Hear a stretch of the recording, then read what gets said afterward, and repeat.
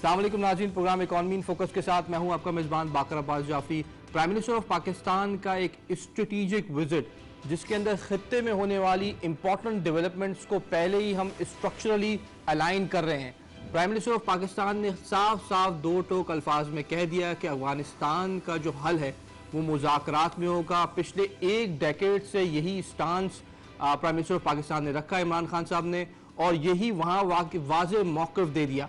दूसरा important, Uzbekistan के साथ जो एक स्ट्रेटेजिक सेंट्रल एशिया की ट्रेड रूट हम देख रहे हैं, जो सिपेक के अंदर जो पार्ट है बेल्ट एंड रोड इनिशिएटिव का, पाकिस्तान से जो ट्रेड की आर्टरी जा रही है वो again Afghanistan then central Asian ममालिक में उज़्बेकिस्तान से होते हुई रशिया तक पहुंचनी है एंड दूसरे ममालिक तक। So China is building a very strong strategic trade artery through out the central Asian region, जिसका एक इंपॉर्टेंट पार्ट पाकिस्तान और पाकिस्तान के साथ साथ अफगानिस्तान और सेंट्रल एशिया के दूसरे ममालिक होंगे। सो इस पूरे खित्ते में ट्रेड की अहमियत को देखते हुए एक इंपॉर्टेंट बिजनेस फोरम के तहत प्राइम मिनिस्टर पाकिस्तान ने खिताब भी किया। वहाँ पे हमने देखा कि अफगानिस्तान की लीडरशिप से भी मुज़ाकरात किए और ये बता दिया कि पाकिस्तान के ऊपर खित्ते को डिस्टेबलाइज करने के जो इल्ज़ामात हैं वो सरासर झूठ पर मबनी है, और यहाँ से अगर तो आपको अफगानिस्तान में स्टेबलाइजेशन चाहते हैं या इसकी एक प्रोबेबिलिटी इंक्रीज करना चाहते हैं तो आपको मुज़ाकरात करने होंगे। और एक जो स्ट्रेटेजिक ब्लंडर जो अफगानिस्तान की तरफ से हुआ है कि जब वहाँ नेटो अफवाज मौजूद थी लाखों की तादाद में, उस वक्त आपने तालिबान से मुज़ाकरात नहीं किए, और जब तालिबान ने around 80% of the country capture कर लिया है तब आप मुज़ाकरात करने चले हैं। तो बहुत सी इंपॉर्टेंट चीज़ों को बताया भी लीडरशिप को, और पाकिस्तान ने एक बार दोबारा अपने अज़म का इरादा किया कि यहाँ पे पाकिस्तान के बगैर you can not think of a central Asian और Asian strategic trade future. So Pakistan will play a key role in the future as well. इसी पे बात करने के लिए हमारे साथ बहुत ही स्ट्रेटेजिक एक इंपॉर्टेंट पैनल मौजूद है। मैं अपने राइट से तारुफ कराना चाहूँगा डॉक्टर जमील अहमद साहब, जो कि फॉर्मर एम्बेसडर हैं, यूएई को भी रिप्रेजेंट करते रहे हैं, लीबिया को भी रिप्रेजेंट करते रहे हैं, बहुत ही गहरी नज़र रखते हैं डिप्लोमेटिक इशूज़ के ऊपर, और डिप्लोमेटिक जो आपके मुज़ाकरात हैं उनको बहुत अहमियत से आप देखते भी रहे हैं और इन पे एक बहुत ही स्ट्रेटेजिक इंसाइट रखते हैं। बहुत बहुत शुक्रिया प्रोग्राम में शामिल होने का। Then we have with us mister Shamsul Islam Khan साहब, जो कि वाइस प्रेसिडेंट है KCCI से इनका ताल्लुक है, जो चैम्बर पाकिस्तान और पाकिस्तान से दूसरे ममालिक उनके साथ जो मुज़ाकरात है, ट्रेड रिलेशनशिप्स है, उनके ऊपर इनकी गहरी नज़र है, ख़ास तौर पे किन ममालिक के साथ किन प्रोडक्ट्स के ऊपर ट्रेड हो सकता है, पाकिस्तान के लिए क्यों इतना इंपॉर्टेंट है कि जो सिपेक की आर्टरी है इसको मैक्सिमली यूटिलाइज करे, सबसे ज़्यादा इसका इस्तेमाल किया जाए ताकि आपने जो डेट या उधार लिया है जिसपे ये पूरा इंफ्रास्ट्रक्चर बिल्ड कर रहे हैं इसको सूद समेत वापस कर सकें। बहुत बहुत शुक्रिया प्रोग्राम में शामिल होने का। सो हमारे साथ प्रोग्राम में शामिल भी होंगे वेरी सून जुबैर तुफैल साहब, इनको भी डिस्कशन में शामिल करेंगे। फर्स्ट ऑफ ऑल जमील साहब, आपसे एक क्विक रिव्यू हमें बताइएगा कि किस तरीके से आप देखते हैं पाकिस्तान का एक पहला डिसीजन ये लेना कि अपनी बेस नहीं देना अमेरिका को और दो टोक अल्फाज में बयान कर देना इसको, दूसरा डिसीजन ये लेना कि मुज़ाकरात पे स्टिल फोकस करना। How do you see it's a different Pakistan, it's a different diplomatic tone that we have adopted? I think this time they have a clarity of mind. The leadership of Pakistan has a clarity of mind, and because of that clarity of mind, they are very candid in giving their statements at the bilateral and multilateral forum.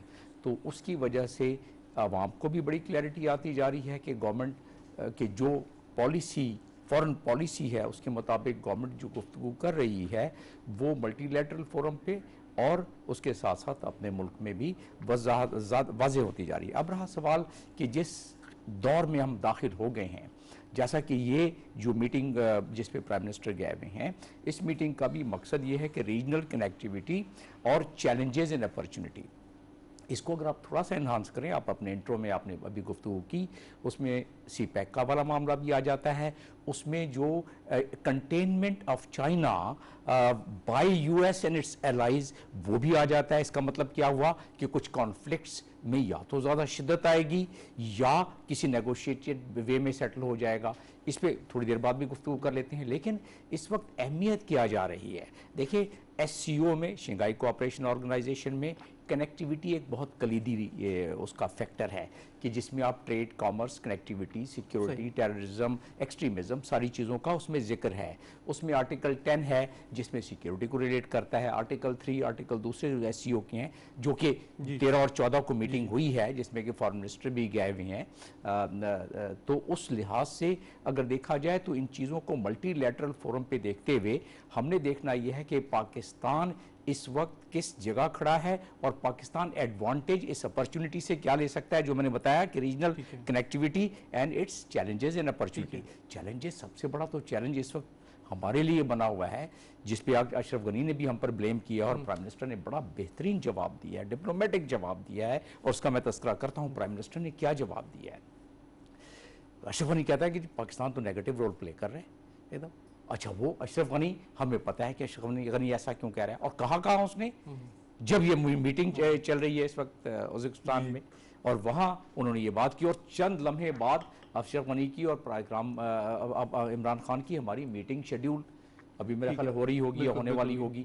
तो उस लिहाज से diplomatically it is not really very much desired and appreciated कि आपकी sideline पे meeting होने वाली, उससे पहले थोड़ी सी एक गर्मा गर्मी वाली स्टेटमेंट। लेकिन प्राइम मिनिस्टर दुनिया को बताना चाहते थे इस वक्त कि भाई हम आपको अगर नेगेटिव रोल हमने प्ले करना होता तो हमने क्यों फैसिलिटेट आपको किया होता। एक इनक्रेडिबल थ्रेड भी दिया कि उस वक्त जब आपका 80% तालिबान मुल्क पे काबिज हो रहे हैं रिपोर्टेडली, उस वक्त आप ये कह रहे हैं कि हमसे अभी मुज़ाकरात कर लें वरना हम इनको कंटेन करेंगे, जब आपकी कैपेसिटी खत्म हो रही है। मतलब दैट्स इट। लेकिन देखें, इसका एक दूसरा पहलू है जो आप गुफ्तगू कर रहे हैं ना, उसमें जब पूरी दुनिया ने मान लिया, तालिबान पहले एक दहशतगर्द लोग थे ना, हर जगह दहशतगर्द के तौर पर उनको गर्दाना जाता था और कहा जाता था। लेकिन जब से फरवरी 2020 में मुआहदा हो गया, और वो मुआहदे की मालूम है क्या अहमियत है, वो मुआहदा तो हुआ अमेरिका और तालिबान के साथ, वो दस्तखत हुए दो मुल्क, एक मुल्क और एक एंटिटी, जिसके तालिबान ने लिखा कि हमारा आप लिखें कि एमिरेट्स ऑफ अफगानिस्तान, उन्होंने कहा कि नहीं, हम आपको लिखेंगे कि एक स्टेक होल्डर के तौर पर इस किस्म के अल्फाज। लेकिन उसको अक़वाम मुत्तहिदा में यूनाइटेड नेशन चार्टर के तहत रजिस्टर कराया गया। इसका मतलब क्या हुआ? इसका मतलब ये हुआ कि वो एक दुनिया में पॉलिटिकल एंटिटी एक मुल्क के हैं जिसको तस्लीम कर लिया। जब तस्लीम कर लिया तो उन्होंने उस मुआहदे में जो लिखा हुआ है उसके मुताबिक उन्होंने काबिज होना शुरू हो गया। उन्होंने कहा इसी पॉइंट पर आएंगे। एक क्विक शमसुल इस्लाम साहब, आपका भी फीडबैक ले रहा हूँ। एक बड़ी दो इंपॉर्टेंट चीजें बताई, एक तो क्लैरिटी और कनेक्टिविटी, दो important, and then challenges, 3C what I call, जो आपने डिफाइन किए, clarity, connectivity and challenges. Connectivity में पाकिस्तान के जो बिजनेसमैन हैं वो कितने ज्यादा अलाइंड है सेंट्रल एशियन ममालिक से? Nobody knows better than you. देखें जी, आपको पता है कि ये सारे central Asian countries landlocked countries हैं, और हमारे पास अगर हमें कोई एक्सपोर्ट करनी होती थी तो हमें सेंट पीटरबर्ग के लिए एक्सपोर्ट करनी होती थी। बीच में अफगानिस्तान का रास्ता तो ऑलमोस्ट आपका वर्केबल ही नहीं था। अब जब से सीपेक के ऊपर वर्किंग हुई है और कॉरिडोर बनना शुरू हुए हैं तो एक उम्मीद सी आई है कि अब ट्रेड हमारी जो है वाया लैंड रूट भी होगी, और अगर ये हो जाती है तो हमें जो $65 पर टन या $70 पर टन किसी ज़माने में फ्रेट देना पड़ता था बाई सी के लिए, वो जो है चंद डॉलर्स में आ जाएगा। इन फ्यूचर की बात मैं बात करूँ, अभी का सिनेरियो नहीं। तो उससे तो हमारी ट्रेड इन ममालिक में अगर बढ़ती जाती है तो ये एक वो है रीजन जहाँ पर पाकिस्तान मिनिमम जो है $5 बिलियन की ट्रेड तो कर सकता है। वहाँ पर जो है, ये आपको पता है कि CIS कंट्रीज जो हैं rich in oil and gas भी है और इनके पास एग्रीकल्चर भी है। कॉटन भी हमें जो पाकिस्तान को अब चाहिए, और हमारे पास मेन टेक्सटाइल की एक्सपोर्ट की डिपेंडेंसी कॉटन पे, और हमारे अनफॉर्चुनेटली क्रॉप जो है डिक्लाइन पे, और आगे भी अभी नया जो सीज़न है उसमें भी कोई अच्छी उम्मीद नहीं है। तो ये एक वाया लैंड रूट हमारे पास, अगर कॉटन आती है तो हमारी इंडस्ट्री को जो $15-16 बिलियन की एक्सपोर्ट कर रही है उसको बूस्ट मिलेगा। और साथ ही वहाँ से जो एनर्जी की, आपको पता है कि गैस लाइन का भी शुरू हुआ है वहाँ पर, वो अगर स्टार्ट हो जाता है तो फिर आपका पाकिस्तान का एनर्जी का प्रॉब्लम, क्योंकि हम अपने इंडिजिनस गैस तो तकरीबन तंदूर और चूल्हों में जला के CNG स्टेशन पे जलाकर तबाह कर चुके हैं। अब हमें इंपोर्टेड एनर्जी की ज़रूरत होगी अपनी इंडस्ट्री को चलाने के लिए। तो उस सब के लिए ज़रूरत क्या है कि जो आपकी की पॉइंट है जो वो है अफगानिस्तान, वहाँ पर पीस होना चाहिए। अच्छा, और ये इसी को कनेक्ट करूँ, आपको भी डिबेट में शामिल करना चाहूँगा। Afghanistan is acting like a buffer zone central Asia के अंदर। इस खास मौके पर जब सिपेक एक्सपेंड कर रहा है, belt and road initiative expand कर रहा है, पूरे बफर जोन को इन्होंने डिस्टेबलाइज कर दिया। इज इट बाय पर्पस और बाय चॉइस? देखिए जी, ये तो बाय डिजाइन किया By गया है, design. क्योंकि जो यहाँ से विथड्रॉ करके जा रहा है तो वो आप अगर ये समझें कि प्लेट पे रख के आपको दे के जा रहा है, तो ऐसा नहीं है। और दे थिंक 100 ईयर्स अगो उन्होंने कोई प्लान किया हुआ है। और लेकिन अल्हम्दुलिल्लाह पाकिस्तान में लीडरशिप इस वक्त अच्छी है। हमारी जुमला जो इस पे कहना इकोनॉमिक डिप्लोमेसी है वो इस वक्त जो है जो हमारी पॉलिसी डिप्लोमेसी है वो इकोनॉमिक भी हो गई है और पीस पे भी चली गई है। हम पीस भी चाहते हैं रीजन में, ताकि हमारी इकोनॉमी बेहतर हो, और इकोनॉमी बेहतर होगी तो फिर हम जो है अपनी ट्रेड को बढ़ाएंगे, हमारी एक्सपोर्ट्स बढ़ेंगी, हमारा सीपेक का रीपेमेंट्स होंगी, ये सारी चीजें लिंक उससे। तो अल्हम्दुलिल्लाह इस वक्त हमारी पॉलिसी सही ठीक है, डायरेक्शन मैं जुबैर साहब का एक इनपुट ले लूं, then I will come back to you. Zubair साहब, welcome to the show sir, बहुत बहुत शुक्रिया प्रोग्राम में शामिल होने का। How do you see this debate कि यहाँ पे बिजनेसमैन प्योर कंपैरेटिव एडवांटेज पे सब चीज़ें अलाइन करते हैं, पाकिस्तानी बिजनेसमैन अभी भी सेंट्रल एशियन ममालिक से कितने कनेक्टेड है? First question. अगर तो कनेक्टेड नहीं है तो what should be the strategy कि वो पाकिस्तान का जो ग्रोइंग इन्फ्लुएंस है थ्रू सेपेक, इस पे मैक्सिमम कैपिटलाइज कर सके? देखिए, बात ये है कि सेंट्रल एशियन रिपब्लिक्स जो हैं उससे कनेक्टेड तो हैं, लेकिन सारे कनेक्शन जो हैं अफ़गानिस्तान पे आके टूट जाते हैं। और आप देखें जैसे दुशंबा है, दुशंबा ऐसा है कि इस्लामाबाद से 1 घंटा 20 मिनट की परवाज़ में आ जाता है। वहाँ पे कुछ ऐसी चीज़ें, ऐसे मिनरल्स हैं जो बेइंतहा अवेलेबल भी हैं और सस्ते भी हैं, लेकिन वो सिर्फ रूट की वजह से रुके हुए हैं कि वो किस तरह से पाकिस्तान में आएंगे। तो बात है कि सबसे पहली बात ये है कि अफ़गानिस्तान में अमन कायम होना चाहिए। जब तक अमन कायम नहीं होगा तो उस वक्त तक ये तिजारत चलेगी नहीं। हमारी ख्वाहिश भी है, वहाँ पे चीज़ें अवेलेबल भी हैं, सब कुछ है, उसके बावजूद भी जो है जैसे आपने फरमाया कि रुई जो है सेंट पीटरबर्ग से आती है। सेंट पीटरबर्ग या वहाँ से तकरीबन आई थिंक 3000 किलोमीटर दूर है ये उज़्बेकिस्तान से, कि वहाँ पहले बाई ट्रेन उधर जाता है गुड्स, और गुड्स फिर बाई सी 5 हफ्ते में पाकिस्तान आती हैं। अगर ये रूट जो है सेंट्रल एशियन रिपब्लिक का वाया अफ़गानिस्तान नॉर्मल हो जाता है तो आपके पास उज़्बेकिस्तान से यहाँ आने में, अगर मैं गलत ना हूँ, तो 4-5 दिन ही लगेंगे लैंड रूट से ना। और सड़कें भी अच्छी बनी हुई हैं और रेलवे लाइन भी बहुत अच्छी है। तो सबसे बड़ा जो बात है वो ये है कि पीस इन अफ़गानिस्तान, और इसी से सारी चीज़ें मुंसलिक हैं। अगर वहाँ अमन कायम हो जाता है तो तिजारत भी होगी, हम सेंट्रल एशियन रिपब्लिक्स भी जाएंगे, सेंट्रल एशियन रिपब्लिक से गुड्स भी यहाँ आएंगे और सारी चीज़ें होंगी, लेकिन सारी डिपेंड करती हैं पीस पे। दूसरी बात आपने सीपैक का कहा, तो देखिए सीपैक के ऊपर जितनी भी इन्वेस्टमेंट होनी थी उसमें काफ़ी हद तक हो चुकी है। चाइना ने भी इन्वेस्टमेंट की है, लेकिन अभी तक उस बड़ी इन्वेस्टमेंट का जो हवाले से उतना रिटर्न नहीं आ रहा। ना पाकिस्तान को कोई ख़ास फ़ायदा होता है। हम एक्सपेक्ट कर रहे थे कि जी वहाँ से जो है काशगर से कंटेनर्स कंटिन्यूस चलेंगे और आके ग्वादर पहुंचेंगे, लेकिन ऐसा नहीं है। ग्वादर के अंदर ऐसा है कि ग्वादर में जो चाइनीज़ शिप है हार्डली 1 महीने में 1 शिप आता है, कोई महीना होता है जब 2 आते हैं।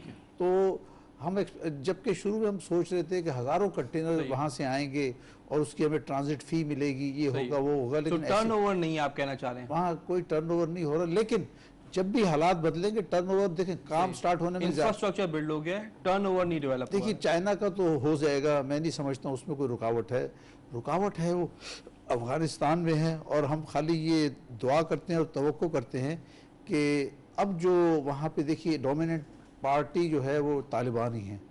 अब उनको सोचना है कि वो किस तरह से वहाँ अमन कायम करते हैं। मैं टीवी पे 2-3 दिन से उनके एक स्पोक्समैन है शाहीन के नाम से, शाहीन साहब, वो कह रहे नहीं हम अब जो है पहले से मुख्तलिफ हमारी सोच है, हम चाहेंगे बैनुल अक़वामी हालात के मुताबिक जो है यहाँ पर अमन कायम किया जाए, ये हो।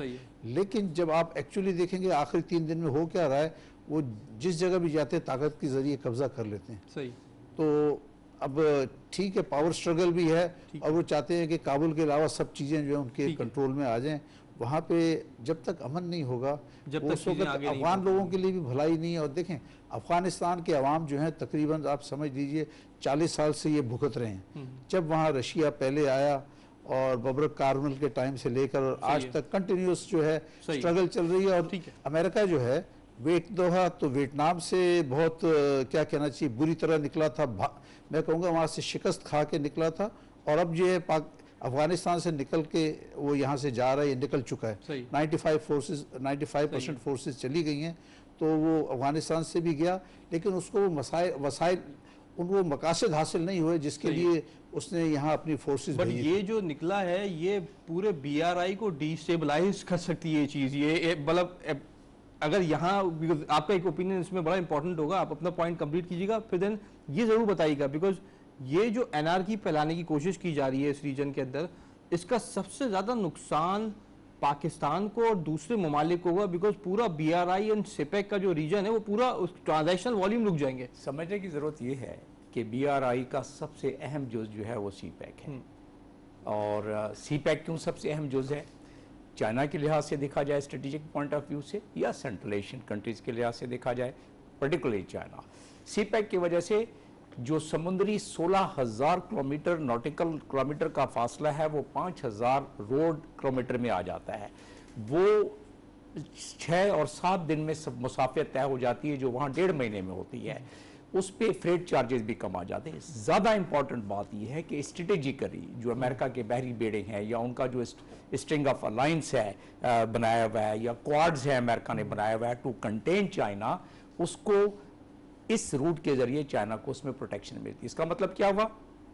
किसी भी मईशत को बढ़ावा देने के लिए, जिस तरह चाइना 1910 से लेके बिगेस्ट मैन्युफैक्चरिंग कंट्री, 1913 से लेके वो बिगेस्ट ट्रेडिंग कंट्री पूरी दुनिया में, और उसकी मुसलसल बढ़ रहा है वो, तो उसको कंटेन करने के लिए अमेरिका के प्रेसिडेंट जैसे बहुत जो बाइडन ने भी और उनके प्रीडेसेसर ने भी, ट्रंप ने भी यही कहा था कि हम चाइना को आगे इस तरह नहीं बढ़ने देंगे, हम उसको कंटेन करेंगे, और इसीलिए अब सफबंदियां हो रही हैं। अब आ जाते हैं इस बात पर, आपने एक और बात की अफगानिस्तान में स्टेबिलिटी की। यही तो पाकिस्तान कोशिश कर रहा है, यही तो रीजनल कंट्रीज कोशिश कर रहे हैं। और इस दफ़ा जो आपने इससे पहले कलीदी बात की कि क्या ये बाय डिज़ाइन है, और शम्स साहब ने भी ये बात की कि क्या ये बाय डिज़ाइन है कि इस वक्त वो जब 1.5 लाख फौजी थे उस वक्त वो उन्होंने नेगोशिएट किया और अभी शुरू किया ये। तो कुछ इसमें तजिया निगार काफ़ी जो हमारे मुल्क के नहीं, इवन अमेरिका के, वो कहते हैं कि इस वक्त विड्रा करने का मतलब ये है, इंडिपेंडेंट तजिया निगार, कि वो चाहते हैं कि इस तरह की डिस्टेबलाइजेशन हो कि जो कनेक्टिविटी है, ये BRI है, ये जो CPEC है, इसके सम्राट अभी नहीं आने चाहिए, ताकि हमारा कॉम्पिटिशन चाइना के साथ हो रहा है डिले हो जाए या खत्म हो जाए। एक तरफ से वो इंडिया को इस मामले में वो इंसाइट कर रहे हैं कि आप क्लेम करें गिलगित बल्तिस्तान को, क्योंकि गिलगित बल्तिस्तान डिस्प्यूटेड टेरिटरी में आता है, उधर से वो CPEC गुजरता है, और ये उन्होंने बात पहले की है। एक तरफ से वो ये कर रहे हैं, दूसरी तरफ से अशरफ गनी इंडिया से मदद मांग रहा है कि जी आप हमें इसकरी मदद दें, क्योंकि तो जो इस किस्म की डिस्टेबलाइजेशन हो रही है। लेकिन ये एक राइटिंग्स ऑन द वॉल है कि इस दफ़ा तालिबान जिस अंदाज में मुख्तलिफ डिस्ट्रिक्ट्स में कब्जा कर रहे हैं, इंक्लूडिंग चमन के उस पार इसमिन बुलदक में जो उन्होंने किया है, और उसमें उन्होंने इल्ज़ाम लगाया पाकिस्तान के पाकिस्तान में कहा है कि अगर ये इसको दोबारा तालिबान को इधर से हटाया गया तो पाकिस्तान की एयरफोर्स उसमें आ जाएगी। तो अभी फॉरेन ऑफिस ने उस पर बयान दिया है कि ऐसी कोई बात नहीं है, आपकी एक सॉवरेन कंट्री है। प्रॉब्लम इस वक्त ये है कि अफगानिस्तान की इस वक्त जो अमेरिका तो उधर से चला गया, लेकिन अमेरिका का एक एग्रीमेंट है 2013 का, जो डिफेंस एग्रीमेंट है, उसमें अमेरिका जब चाहे, जहां चाहे, जिस वक्त चाहे अफगानिस्तान में फौजें या अपने एयरफोर्स भेज सकता है, बुला सकता है, क्योंकि उस एग्रीमेंट के तहत 2024 तक तालिबान उसको ख़त्म नहीं कर सकते अगर गवर्नमेंट में आ भी जाए। अभी तो गवर्नमेंट नहीं है,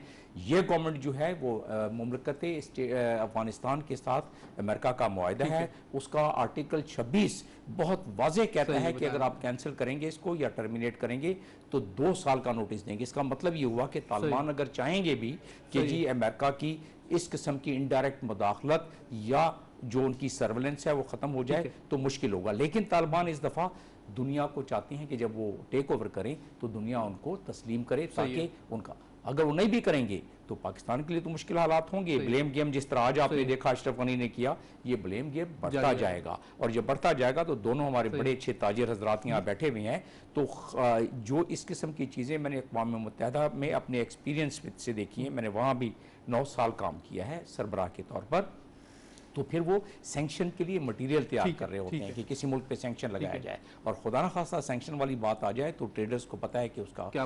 एक कनेक्टिंग क्वेश्चन आपसे कोई आंसर लूंगा। इस वक्त जब पाकिस्तान के प्राइम मिनिस्टर ने क्लियर कट दो टोक अल्फाज में कह दिया कि हम अपनी सरजमीन नहीं देंगे ऑपरेशंस में अफगानिस्तान के लिए, we will not provide that land, कितना इंपॉर्टेंट था, बिकॉज उससे ही 3-4 हफ्ते बाद हमने देखा कि 80% अफगानिस्तान तालिबान ने कब्जे में ले लिया। तो अगर 4 वीक पहला जो डिसीजन था तो कितना टाइमली था, कितना स्ट्रेटेजिक डायरेक्शन, क्योंकि अगर वहां ये कह देते हम देंगे तो then you would have been in a very precarious situation कि आपके पड़ोस में एक फोर्स है जो कि 80% कंट्री कंट्रोल करती है एंड आप उनके बरखिलाफ आगे खड़े हो गए। उसका मैं सिंपल सा जवाब जो देता रहा हूं वो ये है कि अगर आप ऐसा करते, प्राइम मिनिस्टर अगर अपने पैरों पर न खड़े होते और एक सही अपने इदारों को किसी एक मशवरा करके ये बयान न देते, तो अफगानिस्तान की जंग हम पाकिस्तान में ले आते। अगेन हम इस वक्त अफगानिस्तान की जंग पाकिस्तान में हो रही होती, टीटीपी और बाकी लोग मिला के, और अफगानिस्तान तालिबान भी, उन्होंने तो हम वार्निंग दे दी थी कि किसी मुल्क ने भी अगर बेसिस दिए। अब हो क्या रहा है उसका, टर्की को भी कह रहे हैं अब वो कि उन्होंने कह दिया कि टर्की और किसी को भी हम एक्सेप्ट नहीं करेंगे वहां। लेकिन इससे अहम बात यह है कि इस वक्त अगर आप जो है तालिबान ने को हमने तो कह दिया कि हम ऐसा नहीं करेंगे, लेकिन जो इस वक्त स्ट्रेटेजिक मुआहदे हैं इंडिया के साथ अमेरिका के,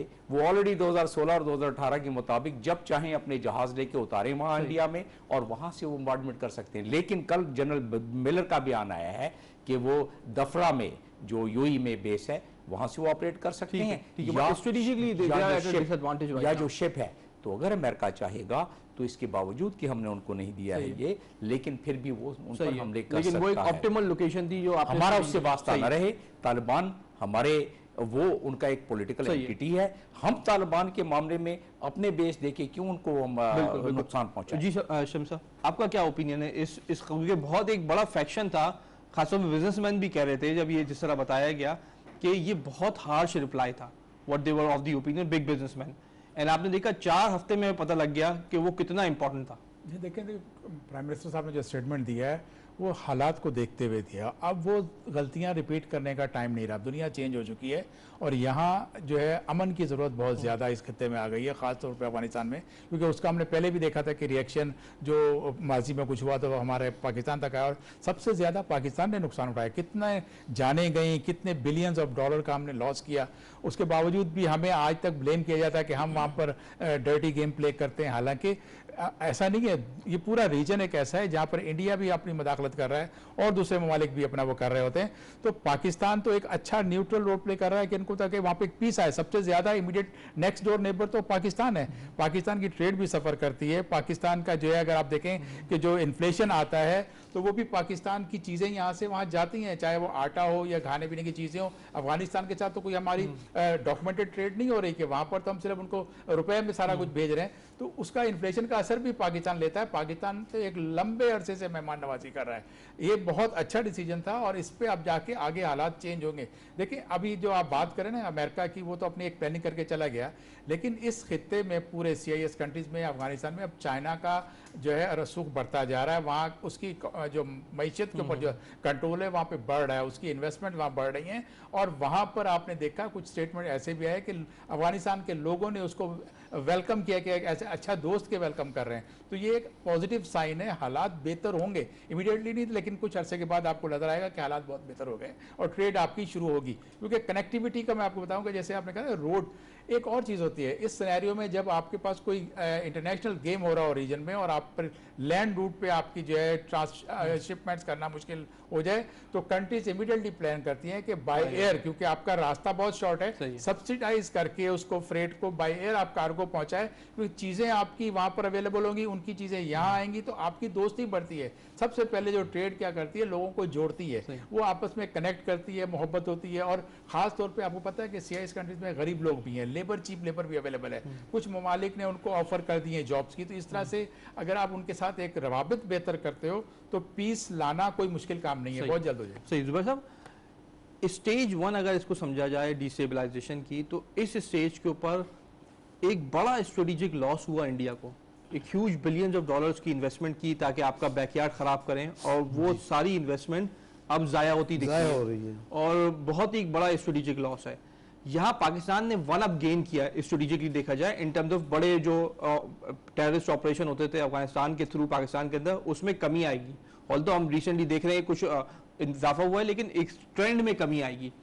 नेक्स्ट अप पाकिस्तान के लिए क्यों इतना ज़रूरी है कि इसको पूरी सिचुएशन को काल्म डाउन करे और स्टेज 2 का स्ट्रेटेजिक एडवांटेज हासिल करें। स्टेज 1 में तो you through India out of the Afghanistan benefit, stage 2 में आप क्या समझते हैं what should be the pay offs जो कि हमें देखने चाहिए कि स्टेज 2 में हमें क्या फायदा मिलना चाहिए अफगानिस्तान की गेम से? देखिए स्टेज 2 ये है कि अगर अफगानिस्तान में अमन होगा तो उनको भी फ़ायदा होगा और पाकिस्तान को भी फ़ायदा होगा। तो पाकिस्तान की हुकूमत चाहेगी कि वहाँ पे जो भी हुकूमत कायम होती है, यकीनन तालिबान जो हैं वो मेजॉरिटी में है और एक जो हुकूमत रह जाएगी वो काबुल तक होगी और वो भी देखना होगा कि कब तक सस्टेन करती है। तो हमारे पाकिस्तान के मुफाद में यही है कि अफ़गानिस्तान में अमन कायम हो और पाकिस्तान की गवर्नमेंट को चाहिए कि उनको अमन हासिल करने के लिए उनको सपोर्ट दें जो भी हो सकता है। फिर ट्रेडिशनली उनके खाने पीने के मसाइल रहते हैं और पाकिस्तान को कोशिश करनी चाहिए कि हमारी थोड़ी सी गंदम की पैदावार और बढ़े। अगर हम देखें आप इन्हें खाने पीने की चीज़ें देंगे आपके ऊपर डिपेंडेंट हो जाएंगे और इस तरह की छोटी छोटी चीज़ें एक दफ़ा इनका अमन कायम हो जाए आपका सारे रास्ते भी खुलेंगे, आप सेंट्रल एशियन रिपब्लिक्स तक भी जाएंगे। अब जैसे शम्स साहब ने कहा कि भाई आजकल पाकिस्तान की कॉटन की क्रॉप ख़राब हो रही है, हम इंपोर्ट करना चाहते हैं, तो अगर उज़्बेकिस्तान से डायरेक्ट आएगा तो एक हफ्ते में पहुंच जाएगी बाई लैंड रूट ना। तो ये सारी चीज़ें हमारे इंटरेस्ट में यही है कि वहाँ अमन कायम हो और पाकिस्तान उसकी तमाम अमन की कोशिशों में उनको साथ दे। और जहाँ तक रहा अशरफ गनी साहब का ताल्लुक, तो मुझे बड़ा अफसोस हुआ कि उन्होंने प्राइम मिनिस्टर से मिलने से पहले ही जो है एक मुखालिफाना बयान दिया। मैं आपको एक आपसे शेयर करना चाहूँगा, कुछ अर्सा पहले मैं अफगानिस्तान गया था और मेरी मुलाकात अफगान सदर अशरफ गनी साहब से हुई थी। उन्होंने बहुत सारी प्यार की बातें भी की लेकिन कहा कि आपकी हुकूमत और फौज जो है वो हमें डिस्टेबलाइज कर रही है। मैंने कहा ये हमारी हुकूमत कुछ नहीं कर रही है आपको डिस्टेबलाइज। तो वो कहने लगे, साथ में तस्वीर भी घुमा रहे थे, तो वो कहने लगे देखे ना आपने हमारा रास्ता बंद किया हुआ इंडिया जाने का, आप हमारी चीज़ों को हम इंडिया नहीं जाने देते। मैंने कहा आपकी चीज़ें पाकिस्तान से बिल्कुल जा रही हैं। हाँ ये ज़रूर है कि जब आपका ट्रक वापस खाली आता है तो उसमें हमने इंडियन गुड्स को नहीं जाने देते क्योंकि हमें उन पर एतमाद नहीं है, पता नहीं उसमें गुड्स भेजेंगे या असला भेजेंगे। तो इस वजह से पकड़े गए जी अफगानिस्तान के अंदर से। तो उन्होंने कहा जी नहीं, पाकिस्तान हमें जो है पाकिस्तान की हुकूमत और फौज जो है वो हमें डिस्टेबलाइज कर रही है। तो उनकी एक आदत सी है और साथ में वो ये भी कहते थे मैं इतने साल पाकिस्तान में रहा, मैं इतने साल इसमें फैसलाबाद में भी रहा, मैं वहाँ भी पढ़ा, सारे एहसानात को भूल के और वो फिर इंडिया के कहने पे पाकिस्तान को बुरा भला कहते हैं। सही है, जो बड़ा ही अफसोसनाक है। सही है। अच्छा बड़ी इंटरेस्टिंग डिबेट है, इसको स्टेज 2 पे स्ट्राइक करते हैं, वहीं पे रखते हैं कि स्टेज 2 पे पे ऑफ्स क्या हैं। अफगानिस्तान में अमन के पाकिस्तान के लिए बहुत पे ऑफ्स हैं, चाइना के लिए बहुत पे ऑफ्स हैं, सेंट्रल एशिया के बहुत पॉजिटिव पे ऑफ्स हैं, इन तमाम ममालिक के पॉजिटिव पे ऑफ्स हैं। नेगेटिव पे ऑफ्स किसके हैं अफगानिस्तान में? डिस्टेबलाइजेशन या अमन आ जाता है, अगर अमन आ जाता है तो नेगेटिव पे ऑफ किसके लिए? जिसका कंपटीशन है दुनिया में इस वक्त चाइना के साथ, उसका ज़्यादा नुकसान है। हमारे लिहाज से तो ज़ाहिर है इंडिया को एक्सेस नहीं मिलेगा। कंपटीशन है अमेरिका का कंपटीशन। लेकिन अमेरिका ने एक दफ़ा नहीं कोई 10वीं दफ़ा कहा है कि हम चाइना को कंटेन करना चाहते हैं और उसके लिए सारी स्कीमें और सारी प्लानिंग बनाई जा रही हैं हर जगह पर। आपने देखा नहीं कि अभी पिछले दिनों जो बाइडन ने किया है build back better world 3BW जो दिया है, उस पर वो कहते हैं कि हम भी बिलियन कागज़ों पर कि हम भी, चाइना तो ट्रिलियंस ऑफ डॉलर खर्च कर चुका है लेकिन वो अमेरिका कह रहा है कि हम इसको यूरोपियन कंट्रीज़ को मिला के G7 को मिला के हम करेंगे। खैर coming back to your point के स्टेज 2 पर अगर अमन आ जाता है जिसकी कि जो चाहते हैं कि इस इलाके में डिस्टेबलाइजेशन रहे, ज़ाहिरी तौर पर ज़ुबानी कलामी तो कहते हैं कि हाँ बस हम चाहते हैं कि पीस डील हो जाए और नेगोशिएटेड, लेकिन जिस हालात में वो छोड़ के गए हैं उस हालात में, और जिस अगर आप सिर्फ जायज़ा ले लें उन शिकों का और उन आर्टिकल्स का जो कि दोहा में अमेरिका ने साइन किया है, तो उसने साइन किया है और साइन करने में कहीं एक क्लाज नहीं की है कि वो उस वक्त विड्रा करेंगे या ये टाइम लिमिट है कि जब गवर्नमेंट के साथ इनकी नेगोशिएट हो जाएगी तालिबान के साथ। वो उन्होंने इसलिए जान के ओपन रखा मेरे तजिए के मुताबिक, और बहुत सारे दूसरे तजियाकार हैं कि वो ताकि पसे पर्दा to kill 2 birds with 1 stone, सही कि वो उधर से निकल भी आए, अपने मुल्क को बता दें हमने अलकायदा खत्म कर दिया, हमने दहशतगर्दी खत्म कर दी, जिस मकसद के लिए गए थे हम आगे जो बाइडन कह रहे हैं। और साथ में दूसरा मकसद डिस्टेबलाइजेशन हो, हमारा कंपटीशन चाइना के साथ जो कंटेनमेंट का है वो भी जारी रहे और पाकिस्तान को कंट्रोल वे में मैनेज करें। तो अब रहा इंडिया का ताल्लुक, अगर SCO को सही मानों में इम्प्लीमेंट किया जाए, जो कि 13 और 14 को मीटिंग थी हमारे काउंसिल ऑफ फॉरेन मिनिस्टर्स की, और उस मीटिंग में ये उनके फॉरेन मिनिस्टर ने भी पॉइंट उठाया, और उसमें कनेक्टिविटी का एक आर्टिकल है पूरा SCO के चार्टर में कि कनेक्टिविटी, उस कनेक्टिविटी के तहत इंडिया को हमें अल्टीमेटली अगर SCO के फोरम से वो बात बढ़ाई जाए और कुछ एग्रीमेंट हो जाए तो पाकिस्तान उसको देगा। और प्राइम मिनिस्टर ने आज कह दिया है कि हम अगर इंडिया से ये मामला हमारे ठीक हो जाते हैं, हम, और उसने ख्वाहिश का इजहार किया है जब प्रेसिडेंट ऑफ उससे उज़्बेकिस्तान से उनकी मीटिंग हो रही थी और जॉइंट प्रेस कॉन्फ्रेंस में, तो उन्होंने कहा कि ये हो जाता है तो हम सारे हर तरफ से रास्ते खुल जाएंगे हमारे, और ताजिकिस्तान और सेंट्रल एशियन कंट्री वहाँ अपना साजो सामान और माल भेज सकते हैं और हम वहाँ से आपकी तरफ भेज सकते हैं, तो हर एक के लिए विन विन गेम होगी। उन्होंने इस चीज़ का इंदिया दिया कि इंडिया अगर इसको चीज़ को चाहे।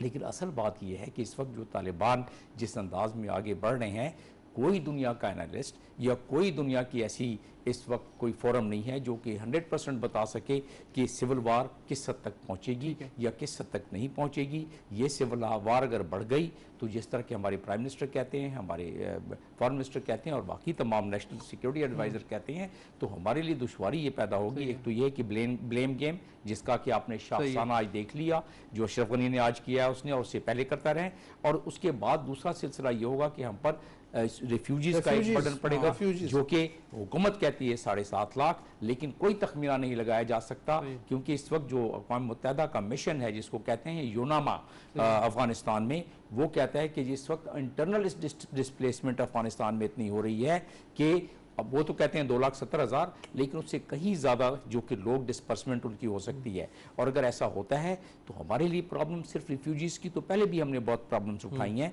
लेकिन उससे बड़ा प्रॉब्लम हमारे यहाँ ये है, जैसे मैंने रवांडा में देखा, बाकी मुल्कों में देखा, जब मैं यूनाइटेड नेशंस में काम कर रहा था, तो उसके साथ साथ टेररिस्ट एम्बेड हो जाते हैं, जिसका कि जिक्र किया गया है, और फिर उसमें ज़्यादा हवा मिलती है जो हमारे मुल्क में उस माइंडसेट के लोग हैं, तो हमारे यहाँ डिस्टेबिलिटी शुरू। इसलिए इस राह ने इस वक्त जो मैक्सिमम दुनिया में राह का बजट है इंडिया का, इंटेलिजेंस का उनका जो है, तो वो पाकिस्तान के लिए उन्होंने रखा हुआ है डिस्टेबलाइज करने के लिए, और इंडिया का बैकयार्ड, और इंडिया ज़ाहिर है इंडिया से तो अफगानिस्तान को बैकयार्ड बनाया। तो इसी वजह से अब तालिबान जब उस पर अफगानिस्तान पे पूरे काबिज हो जाएंगे तो हमारे लिए चांसेस ये हैं कि वो मामला काफ़ी हल्का हो जाएगा, क्योंकि इंडिया ने वैसे तो उसमें $3 बिलियन खर्च कर चुका है इंडिया, और इंडिया और तालिबान के इस वक्त नेगोशिएशन और मीटिंग चल रही है, लेकिन तालिबान की जो माइंड सेट है वो जाहिर है इंडिया को इतना करीब नहीं कर सकते और एतबार नहीं कर सकते। आई थिंक बहुत ही स्ट्रेटेजिक पॉइंट पे हम लोग आए, बहुत ही दिलचस्प गुफ्तगू है। स्टेज 2 के ऊपर हमें ये लग रहा है, स्टेज 1 में पाकिस्तान के पे ऑफ्स पॉजिटिव थे, इंडिया को उन्होंने वहाँ से पीछे धकेला, उनको वहाँ स्ट्रेटेजिक लॉस हुआ। स्टेज 2 के ऊपर अमेरिका अपने बेनिफिट मैक्सिमाइज करना चाहेगा, क्योंकि अगर तो अफगानिस्तान में डिस्टेबलाइजेशन होती है तो उनको एक तो ब्लेम गेम, रेफ्यूजी पाकिस्तान में आते हैं 7.5 लाख 1 मिलियन के करीब, तो उनको मैनेज करने का क्राइसिस पाकिस्तान के लिए, और तीसरा अगर अनसर्टनिटी होती है अफगानिस्तान के अंदर तो आपकी ट्रेड मुतासर होगी काफ़ी। एंड वो जो सिपेक और बेल्ट एंड रोड इनिशिएटिव का जो प्लान है वो उसको खदशा है कि वो अनसर्टनिटी का शिकार हो जाए। सो अगेन स्टेज 2 जो स्ट्रेटेजिकली अगर देखें तो बड़ी ओपन गेम है अभी भी। What do you think? देखिए, इसमें मैं बताऊं आपको कि जो इस वक्त पीस अफगानिस्तान में होना है वो ना सिर्फ हमारे लिए फ़ायदेमंद है बल्कि इंडिया के लिए भी फ़ायदेमंद है। इंडिया का भी बड़ा इंटरेस्ट है कि वो CIS कंट्रीज तक पहुंचे और लैंड रूट के जरिए उसको भी बहुत सस्ता पड़ेगा, तो उसकी इन्वॉल्वमेंट जो अभी जिस स्टेट ऑफ माइंड में वो है, वो रिएक्शन दिखा रहे हैं, उनको हट के अपना फ्यूचर को सोचना चाहिए। वो कहते हैं ना कि बनिया तो बड़ा कारोबारी शख्स होता है, तो मुझे तो यहाँ बनिया बड़ा अहमद तरीन आदमी लग रहा है कि वो लड़ाई झगड़ा चाह रहा है, फसाद चाह रहा है। इस रीजन में फसाद होता है तो ये बिलियन के ट्रिलियंस ऑफ डॉलर की इकोनॉमी है। अब बहुत बड़ी मार्केट में आप चाइना जो एक मोर देन 1 ट्रिलियन की इंपोर्ट्स करता है, एक बड़ा मुल्क है, उसको इस रीजन के खिते में जो पाकिस्तान है और दूसरे लोग हैं, इंडिया भी फायदा उठा सकते हैं। जैसे हमारे प्राइम मिनिस्टर साहब ने कहा है कि इन फ्यूचर हम उनको CPEC ऑफर कर सकते हैं, तो उसको पॉजिटिव रोल प्ले करना चाहिए। वो फ्रूट्स जो है, लो हैंगिंग फ्रूट्स तो आपने ले लिए, अब आपको जो अच्छा फ्रूट है वो तो ऊपर लगा हुआ है और वो कनेक्टिविटी के जरिए आपको मिलना है। उसके लिए इंडिया को बड़ा पॉजिटिवली सोचना पड़ेगा। अपनी जो माइंड जो वो किसी का एक जो कहते हैं ना प्रॉक्सी गेम खेल रहा है वो नहीं करना चाहिए। उसको सोचे कि उसके मुल्क में फायदा, अगर ये तालिबान का ये जैसे रिएक्शन बहुत बढ़ता है वहां पे और अमन की सूरत हाल खराब होती है तो पाकिस्तान में भी मुहाजिरीन आएंगे, फिर इंडिया में भी जाएंगे। लास्ट टाइम भी हमने देखा था कि इंडिया तक लोग पहुंचे थे, तो ये सारे वहां पहुंचते हैं, फिर वहां पर भी हालात का जो है उसका असर आता है लोगों का। तो इनको तो बड़ा पॉजिटिव गेम करना पड़ेगा, अभी से सोचें, वरना तो हालात आप खुद अपने पैरों पे कुल्हाड़ी मारने वाली बात कर रहे हैं। आपको एक बहुत बड़ी मार्केट मिलने वाली है। जुबैर साहब, व्हाट डू यू थिंक? देखिए, मैं समझता हूँ कि जो सूरत हाल नज़र आ रही है वहाँ पे तालिबान जो हैं वो जल्द कंट्रोल हासिल कर लेंगे। सही। जब वो कंट्रोल हासिल कर लेंगे तो आहिस्ता आहिस्ता खुद ब खुद पीस भी होगा, पाकिस्तान से ताल्लुकात भी बेहतर होंगे और तिजारत भी होगी। यहाँ से गुड्स सेंट्रल एशिया भी जाएंगे, सेंट्रल एशिया से इधर हमारे पाकिस्तान की तरफ भी आएंगे। और अगर हालात ख़राब होते हैं तो देखिए हमारे लिए उसमें बड़ी मुश्किलात होंगी। मिसाल के तौर पे रेफ्यूजीज़ की, हमने जब पिछली दफ़ा रेफ्यूजीज़ आए थे तो 30 लाख से ज़्यादा आए थे। 30 लाख पाकिस्तान में आए, 20 लाख ईरान में भी गए, और हम वो 30 लाख में से मुझे नहीं पता कि आधे से ज़्यादा या 2/3 तो यही जम हो गए, वो वापस गए ही नहीं। नादरा वाला आपने देख लिया। जी। तो इसलिए जो है हमारी ख्वाहिश, पाकिस्तान की ख्वाहिश ये है कि भाई अफ़गानिस्तान में अमन कायम हो, और वहाँ पे एक सबको पता है कि डोमिनेंट फोर्स जो है वो तालिबान है, और तालिबान ही अगर वो अपने जहन को इस तरह से लेके चलें कि वो ऐसे इक़दामात उठाएं जो दुनिया में उनको ज़्यादा लोग क्रिटिसाइज़ ना करें। मिसाल के तौर पे कहते हैं कि जी स्ट्रिक्ट इस्लामिक लॉज, भाई अगर कोई खातून बुर्का लेना चाहती है ले ले, जो नहीं लेना चाहती ना ले, जिसने पढ़ना है पढ़े, जिसने जॉब करना है करे। अगर ये थोड़े से चीज़ें जो बुनियादी चीज़ें हैं ना, अगर वो इस पर गौर करें, जबकि इनके तालिबान के तर्जुमान ने कल रात को भी पाकिस्तान के एक टीवी चैनल पे कहा कि हम जो हैं कोई ऐसे हार्श इक़दामात नहीं उठाएंगे, हम चाहेंगे कि हमारे लोग जो हैं वो ऑफ कोर्स वो कहते हैं कि इस्लाम हमारा एक हमारा मज़हब है और वो के मेरिट से पीछे नहीं हट रहे हैं। जी हाँ, तो उन्होंने कहा जो भी हमने एग्रीमेंट भी किया दोहा में उससे पीछे नहीं हटेंगे। तो अगर वो इन बातों पे अमल करते हैं तो आप देखिएगा अफ़गानिस्तान में भी अमन होगा, पाकिस्तान के लिए भी बेहतरी होगी, और हम लोग जो हैं ये मुहाजिरीन से बचेंगे। देखिए मुहाजिर, अब ऐसा वक्त नहीं है, पाकिस्तान माशी तौर पे ये चीज़ें नहीं बर्दाश्त कर सकता कि हमारे पास अपने अनएम्प्लॉयमेंट को ख़त्म करने के लिए 10 लाख भी, अगर 10 लाख भी मुहाजिरीन आए तो बहुत मुश्किल है। लोग आमतौर पे जज्बाती से नारे लगाते हैं, तो जज्बात से नहीं होगा, होश से होगा। होश यही है कि वहाँ पर अमन कायम हो, पाकिस्तान उनकी मदद करे और उनको खाना पीना दे। देखें उनका मसला क्या है, ज़राअत है, उनके पास खाने पीने को नहीं होता, आटे की किल्लत होती है, गंदम की किल्लत होती है। पाकिस्तान ऐसा मुल्क है, पाकिस्तान जब चाहे, देखिए पाकिस्तान तकरीबन अरसा 5-7 साल से जो है 25-26 मिलियन टन गंदम पैदा करता है, और पाकिस्तान को ये बढ़ाने में 2 मिलियन बढ़ाने के लिए कोई बहुत बड़ी मुश्किल नहीं है।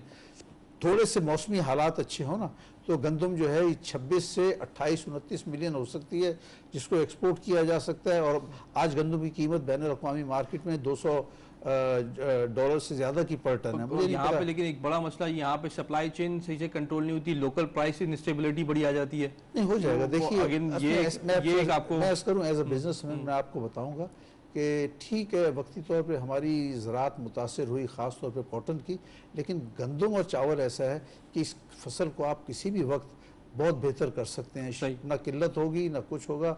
हाँ, और ख़ास तौर पे मैं चाहूँगा कि पाकिस्तानी जो ताजिर हज़रात हैं वो भी आर्टिफिशियल शॉर्टेज क्रिएट ना करें, आर्टिफिशियल शॉर्टेज क्रिएट ना करें, चीज़ों को चलने दें, तो आप देखिएगा हर चीज़ इंशाल्लाह अच्छी तरफ जाएगी। शमशेद साहब, व्हाट्स योर फाइनल टेक यहाँ से, what advice would you like to extend to the government कि इस पूरे इशू के ऊपर एक बहुत ही स्ट्रेटेजिकली और इकोनॉमिकली बहुत ही दूरस्थ वे में इसको प्लान किया गया है, What else would you like to recommend कि इसको किस तरह टैकल किया? गवर्नमेंट अपनी तरह तो उन्होंने अपनी पूरी कोशिश शुरू कर दी है, उन्होंने अपनी डिप्लोमेसी भी यूज़ कर दी। अब सेकंड जो उनको करना है, जिससे आपको पेनिट्रेट करना उन इलाके में, वो है आपके कारोबारी रवाबित वहाँ बेहतर से बेहतर कराए जाएँ। लैंड से आपका रास्ता जाना मुश्किल है, लेकिन बाय एयर आपका खुला हुआ है। आपको मैं बताऊँ कि अफगानिस्तान से China by air chilgoza import करता है, जो किसी ज़माने में पाकिस्तान से बाय शिप जाया करता था। इसी तरह से जो इंडिया है उसका राइस जो है CIS कंट्रीज तक पहुंच रहा है। तो अब पाकिस्तान को अपना वो वैक्यूम नहीं छोड़ना चाहिए कि इंडिया इतनी दूर बैठ के अपना एक्सेस ले रहा है ट्रेड में। तो पाकिस्तान के लिए आपको ये स्पेशली एक कंसिडर करना पड़ेगा। आपके पास जो कोरोना की वजह से बहुत सारी फ्लाइट सस्पेंड हो गई हैं, उसको कार्गो में कन्वर्ट करें, उसके अंदर सब्सिडी दें ताकि आपको जो चीज़ एक्सपोर्ट कर सकते हो, क्योंकि ग़िज़ा जो है खाने पीने की चीज़ वो हर मुल्क में चाहिए होती है, चाहे वो CIS कंट्रीज ले लें, आप अफगानिस्तान ले लें, इन सबको चाहिए। तो इसके लिए आपको एक ट्रेड का रास्ता खोलना पड़ेगा ताकि डोमिनेंस करे ट्रेड उसके ऊपर और फिर आपके ताल्लुकात मजबूत हो, तभी बेहतर पाकिस्तान होगा। सही सर।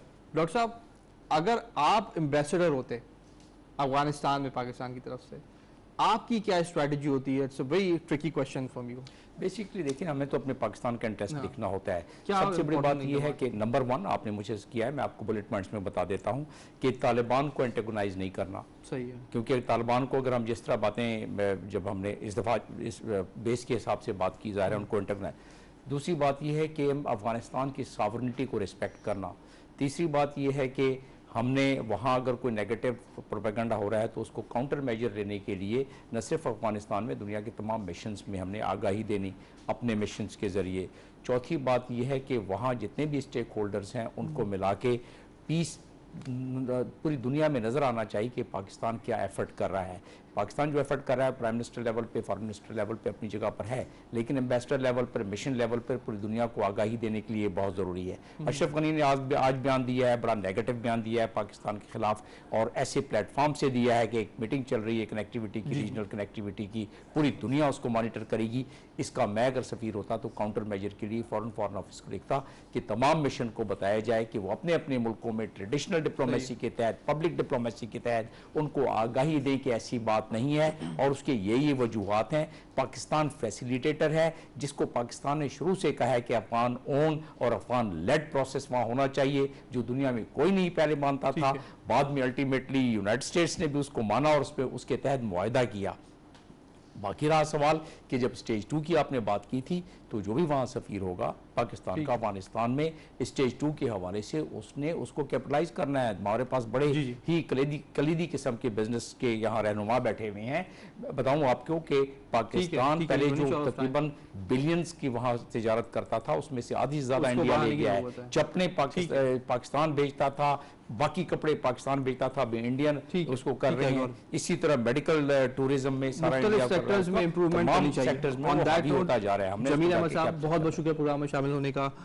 शमशुल इस्लाम साहब बहुत बहुत शुक्रिया सर प्रोग्राम में शामिल होने का। जुबैर तुफैल साहब, it's always wonderful talking to you. नाज़रीन, बहुत ही स्ट्रेटेजिक डिस्कशन हमारी रही मुस्तकबिल में पाकिस्तान को, जिस तरह हमारे कौमी सिक्योरिटी के उन्होंने भी बताया एडवाइज़र ने कि जियो स्ट्रेटेजिक से जियो इकोनॉमिक की तरफ हमें मूव करना होगा एज ए स्ट्रैटेजी, कि हम रीजन में किस तरीके से अपने तिजारत को फ़रोग दे सकते हैं। दूसरा, इसको हमने तोड़ दिया पूरे स्ट्रैटेजी को स्टेज 1 स्टेज 2 में। स्टेज 1 में जगहसाई हुई है इंडिया की और उसकी पूरी investment of billions of dollars वो नुकसान का शिकार हुई है। स्टेज 2 के अंदर हमें ये देखना होगा कि किसी तरह से अफगानिस्तान के अंदर अमन आए और जो सेंट्रल एशिया का ट्रेड रूट है, जिसमें रेलवे रूट है, गैस पाइपलाइन है, टापी है, दूसरी इंपॉर्टेंट स्ट्रेटेजिक प्रोजेक्ट्स हैं, पाकिस्तान उसको कैरी आउट कर सके और मुस्तकबिलन करीब में जो सिपेक के अंदर इंपॉर्टेंट डेवलपमेंट्स हो रही हैं, पाकिस्तान सेंट्रल एशियन ममालिक तक जो ट्रेड की आर्टरी है उसमें टर्नओवर क्रिएट कर सके, ताकि जो डेट आपने लिया है उसको रीपे कर सकें और अपने फॉरेन डेट और एक्सटर्नल डेट को कम कर सकें। So the stage 2 is very important कि अफगानिस्तान में किस तरीके से अमन आए, और अगर तो अमन नहीं आता या कम आता है तो Pakistan will have to prepare for a situation जहां पे ट्रेड और इकोनॉमिक इंटरेस्ट मुतासिर ना हो पाकिस्तान के। नाज़रीन, इसके साथ ही हमारे प्रोग्राम का वो ख़त्म हो जाता है। अपने मेज़बान बाकर अब्बास जाफरी को इजाज़त दीजिए। अल्लाह हाफ़िज़।